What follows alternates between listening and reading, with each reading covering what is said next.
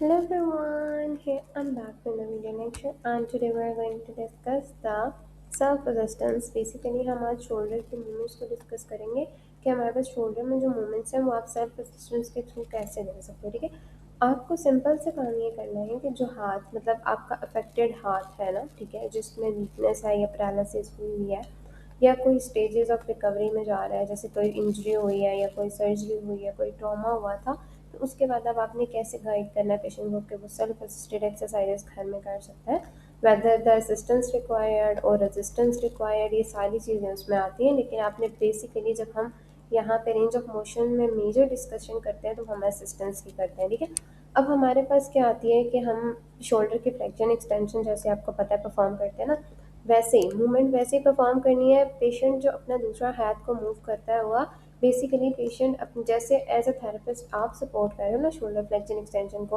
वैसे ही आपका पेशेंट भी फ्लेक्शन परफॉर्म करेगा कंप्लीट रेंज जहाँ तक वहाँ पे इजीली जाता है, जहाँ पे उसको ये चीज़ समझानी है कि पेन फ्री रेंज में जाना है। सेकेंड थिंग कि आपने कहीं पे भी ज़्यादा फोर्स अप्लाई नहीं करनी। ठीक है, दो चीज़ें बहुत इंपॉर्टेंट है क्योंकि वहाँ पे इंजरी के चांसेस इंक्रीज हो जाते हैं। ठीक है, अब आपको पता है फ्लेक्शन परफॉर्म करेंगे तो ऊपर जाएंगे, एक्सटेंशन की तो बैकवर्ड्स वापस जाएंगे। ठीक है, इसी तरह हॉरिजॉन्टल एबडक्शन एडक्शन, जैसे आपको पता है 90 डिग्री में हम अंदर की तरफ हाथ को लेके जाते हैं, क्योंकि हम ये मूवमेंट्स पहले डिस्कस कर चुके हैं इसलिए दोबारा नहीं करें। ठीक है, और यहाँ पे पिक्चर भी इतनी ज़्यादा नहीं है।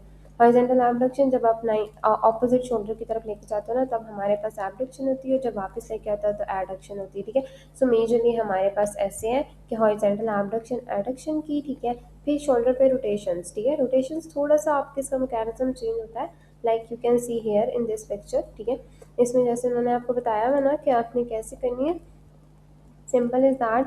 ये फिगर 0.3.26 है। ठीक है, इसमें जो से आपको मेजरली उन्होंने बताया हुआ है कि आपने क्या करना है। थेरेपी पेशेंट बिल्कुल रिलैक्स लेटा हुआ है, ठीक है, बेड के ऊपर, कॉर्नर पे अपना हैंड प्लेस किया है। ठीक है, अब आप इसको देखो, एल्बो को बिल्कुल एज के ऊपर उन्होंने रखा हुआ है। ठीक है, अब पेशेंट ने क्या करना है कि अगर अपर डायरेक्शन है तो हमारे पास एक्सटर्नल रोटेशन है, अगर डाउनवर्ड डायरेक्शन है तो इंटरनल रोटेशन है।